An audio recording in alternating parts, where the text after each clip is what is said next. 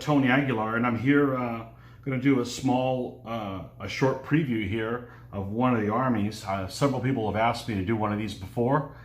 Not sure, I was a little leery of how it might turn out because sometimes the video doesn't give you the best resolution as opposed to pictures, but hey, we'll see if this works out. If it doesn't, you'll never see it, and if this shows up on YouTube, well then, you know, I was pretty happy with the results. Anyhow, for those of you who don't know, here on my channel I do DBA videos pretty much in 15mm scale. I have been doing DBA since 2004 and got into it just kind of by accident, and of course I've been painting for 20 years before that, but I want to showcase some of these armies that I had finished. If this works out, we'll go through some of the other ones and show them off as well. I used to have pictures on my WordPress site, and but generally don't really use that anymore because it just takes a lot of effort to put things on there. I'm pretty much use if you're on any of the DBA sites on the two Facebook DBA places. DBA Facebook pages. One's for De Bellis Antiquitatis, and one is DBA and Hot. I'm pretty active on both of those, and you'll see pictures of my armies. But anyways, let's cut to the chase. This is a Song, or Song, depending on if you're using Wade Giles or Pinyin. I try to use Pinyin because it's easier to, if you're going to do a search for things on the internet, you're going to be, most of the references now are going to be the common Pinyin translation. It's just basically the difference is, do you call it Peking or do you call it Beijing? So Pinyin is the Beijing version. That's the one I try to use. Anyhow, enough about that. The Song Chinese, their Book 3, 62A and B. This is an army I converted from 2.2. I had it in 2.2 De Bellis Antiquitatis. It was one of the armies that actually changed numbers. It used to be 361. There was only one version of it, and basically I needed to convert it to 3.0. I didn't need to, but I wanted to. It's definitely has more flavor in this, so we'll talk about the figures here, about who makes them. They're almost all comprised of Naismith in 15mm. There are a few exceptions to that, and we can go over in the details with them. One of the exceptions is going to be the Auxilia. We'll go over this. They have two stands of Auxilia, and like I said, I'm not sure if these will turn out well on the video, but these are actually not Naismith. These are a Essex. Essex Miniatures makes these, and there are two stands of them. They're both basically the same figure, one pose each. And they paint up pretty good. One thing about them is that they're pretty delicate. These guys are, I don't know if you can see, they're like balancing on one foot. Had an issue with one of them break off, and that's before even getting any play time. I've actually only played them with battles, and one battle so far. We played them last night.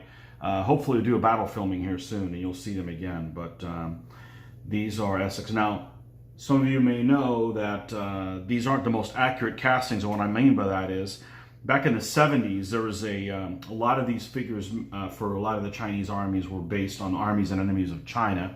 It's a book that was out, and a lot of the castings are based on that. And based on that book, a lot of these castings were made from it. Well, since then, there have been more accurate representations of a lot of these Chinese armies, and it's been superseded. I think if you're going to go out and buy this army now and you really want to do the Song, I'd recommend you do use Khorasan Miniatures. They have a more accurate Song. But at the time when I built this army for 2.2, Khorasan wasn't around. I don't think they'd even been in business, because I built this army in 2008 or 2009, the 2.2 version. This is really the only game in town. Is you either could use Essex or you could use Naismith. And they both are very similar styling figures. And they're both based on the earlier one. So If you were going to do it, this army now, I would recommend that you use the Khorasan miniatures, which were not available at the time. But when I converted this to 3.0, I didn't want to just redo the entire army or have some of the older research guys with the newer ones. So I'm just, you know what, I already have these extra figures, because I usually want to build an army, have lots of extra guys. I'm going to go ahead and just continue and finish them out in the old classic, we'll call it the classic style. But anyhow, so here's the auxilia. They got 2 stands of auxilia. They got 2 stands of blade, okay, and these are also Naismith figures. We're gonna have to move this guy because he keeps getting into trouble with that banner there. Okay, so we got 2 stands of blade here. All right, and just pretty much straightforward. The Essex figures are very similar in style. They have the same type of pith helmet type decoration. They just look a little different. I just happened to grab these. I'm not sure how I picked up the Naismith figures, but there's probably some grab bag at a convention, and went to town after that. Okay, they've got I got 1 unit of Saloy here. Okay, skirmishers here.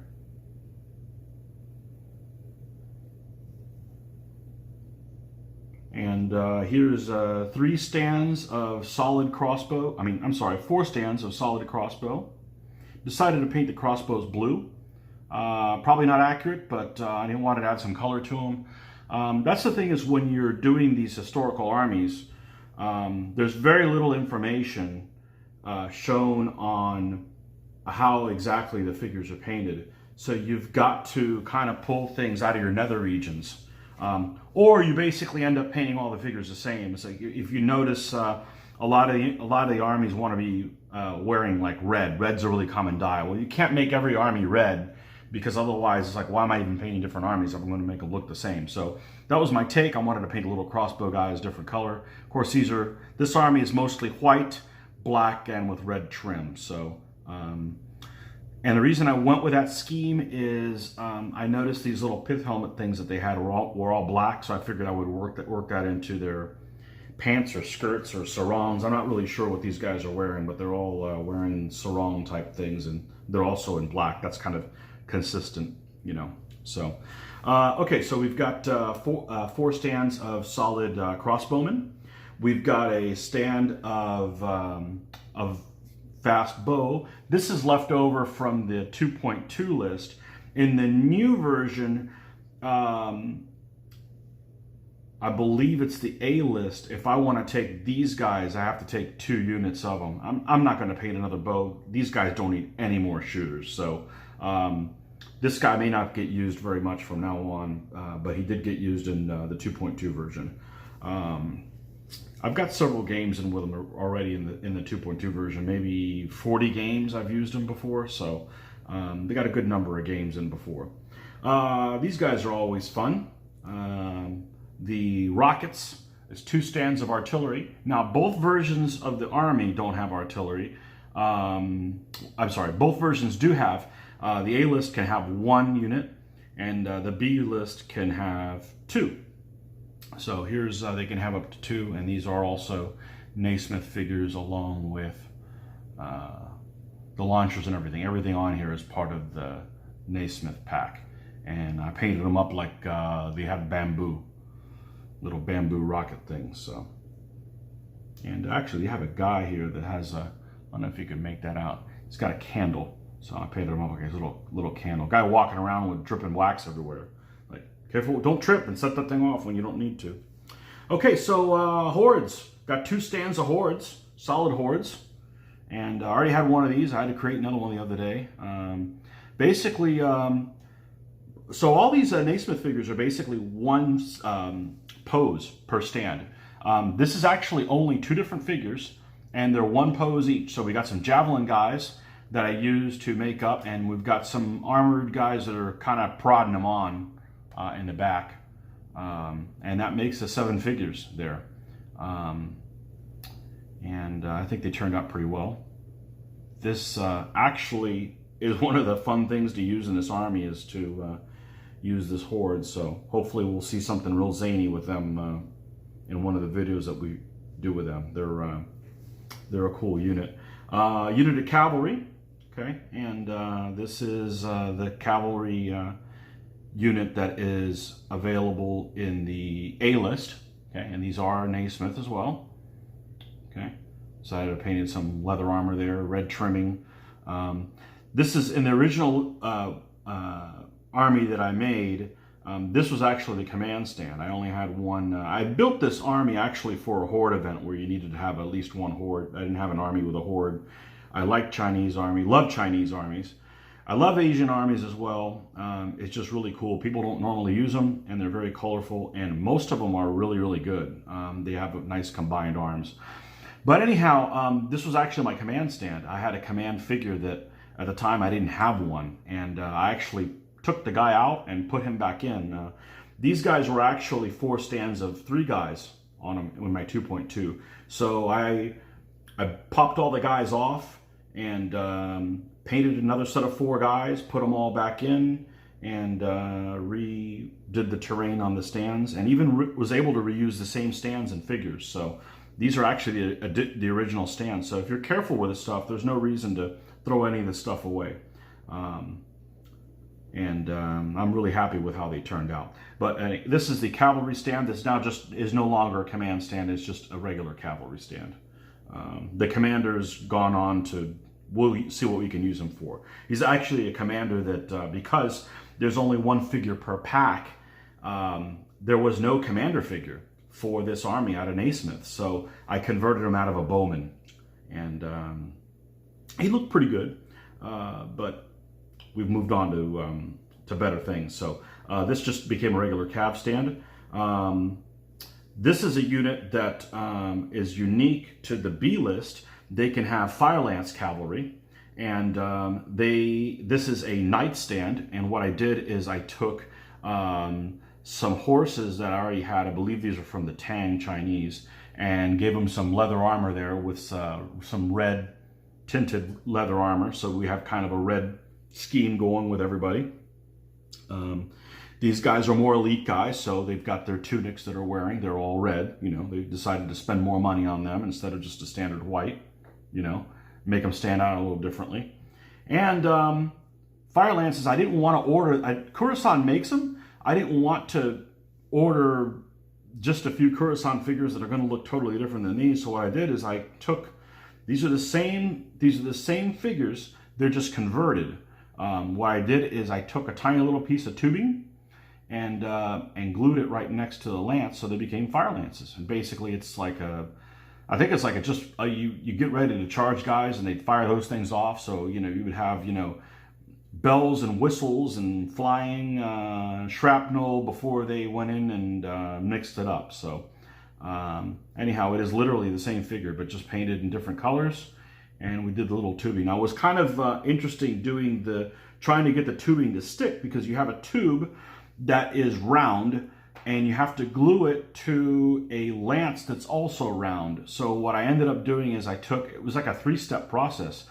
I took, obviously before any of this was painted, I ended up taking some super glue right next to it, some thick super glue, and after that glued down, I came in with thin super glue on both ends, kind of to seal just kind of make a bevel in there. And then after that was done, I came in with epoxy with a really thin pen, and then cover that up too. So so I did kind of like a glue, bevel, and like a caulk, if you could imagine that. And hopefully that'll hold. If not, then I did my best. But anyhow, really happy with the way these guys turned out. Kind of unique, a unique unit there. And last but not least, the commander. Now this is an actual commander from Essex. It's the Sung commander now that they made, and this is actually the command pack. So this is an Essex guy. This is an Essex guy. You can see that they're a similar style to the Naismith, and you know, they're based on the earlier thing that's inaccurate. So we decided to make their helmets red, have a little red pop on there, and the commander, and the flag is downloaded off of. I had some guys that I kind of communicate with on Facebook over in both in Hong Kong and Taiwan that said, hey, I want a flag for the Song Dynasty. Can you show me what it looks like? Because the problem is you can't research some of these Asian things because we can't understand what these symbols mean, unfortunately. It told me this is the symbol that means commander. I guess there was not really for as cool as the Asian armies are, it seems like their flags are kind of lacking and generic, but hey, that's what it is. So he sent it over to me. I printed it to size and in black and white, and then painted over it. Actually, I left the character in the center. I didn't paint over that. I didn't want to be off. I didn't want to add like a little tail on something by accident and turn it into commander to something like Eat It Joe's, you know, and didn't want to be disrespectful to this guy. I want to make sure that he has the right flag for him.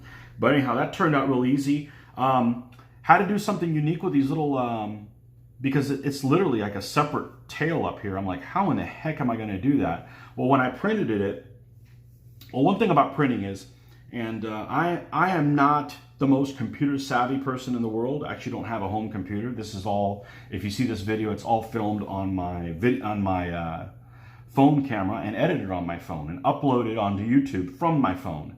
I used to have a home computer, but just didn't feel like spending that kind of money on it. And you know, I've got one that if I have to use, I can use my wife's laptop, or I really don't have one to use. But anyways, I digress. So what you do is, what I found out is I use Excel a lot.